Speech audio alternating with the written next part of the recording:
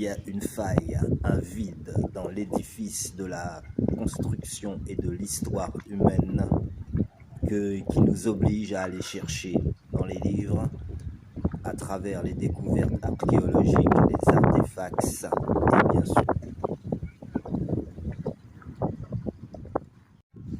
Il y a un chanteur jamaïcain qui s'appelle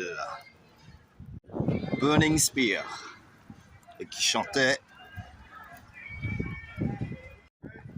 The Foundation sur l'album Résistance. Give me the force, make me strong and resistant. Yo, ouais.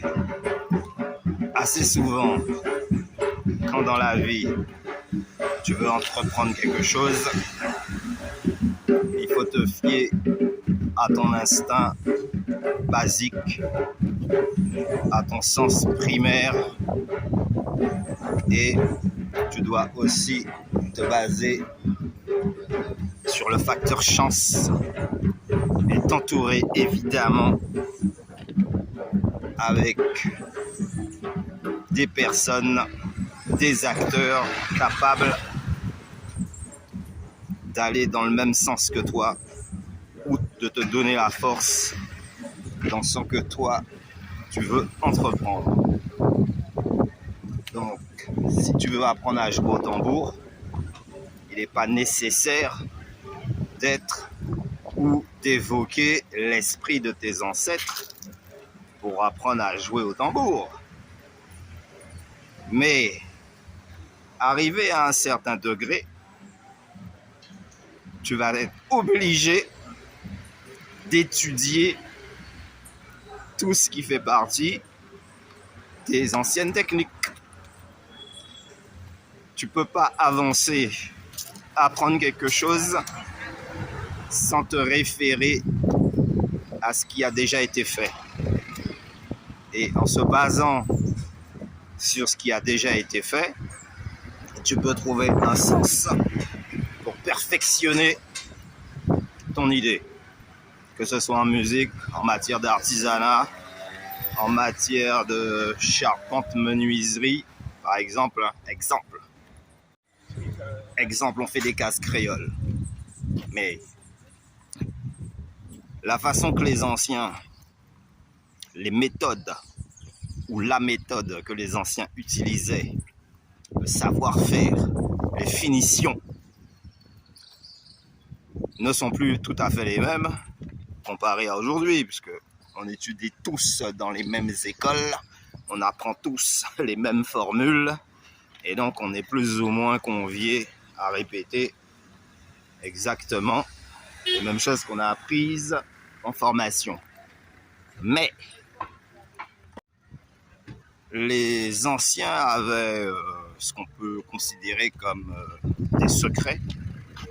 Si on se base sur les pyramides, même avec les techniques modernes d'aujourd'hui, on serait bien incapable d'en faire même une minuscule. Avaient des secrets qui transmettaient uniquement par voie orale. En tout cas, plus on remonte dans le temps et plus la transmission se faisait par voie orale.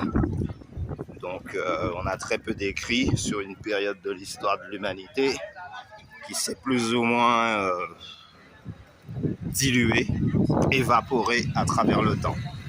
Et donc, il faudrait forcément mentalement faire un effort pour que, à travers l'esprit, à travers une déduction personnelle, à travers une forme d'intelligence, on puisse se référer et retrouver quelque part ces inventions-là et ce savoir-faire-là. On n'avancera pas sans reculer en arrière. Yes, aïe. C'est mon petit frère. Oui, ça gagne. Yes, aïe. Solide. Yeah, man. Et voilà. Cela dit, l'esprit d'innovation reste le même en fonction du secteur dans lequel tu œuvres. Et on peut se poser la question sur ce qui se passe aujourd'hui en matière de transmission, en matière de patrimoine et en matière d'héritage. Alors l'héritage, bien sûr, culturel, hein, surtout. L'héritage familial, certes, parce qu'il n'y a pas que le bien matériel qu'il faut convoiter ou utiliser, mais il y a aussi la connaissance, la façon de vivre, et puis the direction, c'est-à-dire la direction. Ouais, et partout où je passe, c'est bien graffitisé, ça veut dire que ça promet, il y a de l'avenir. Ok. This is yours. All and the time is out. Big force and resistance.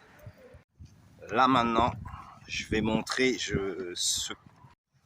Là maintenant, ce que je vais montrer va tout à fait illustrer le propos que je viens de tenir. Voilà.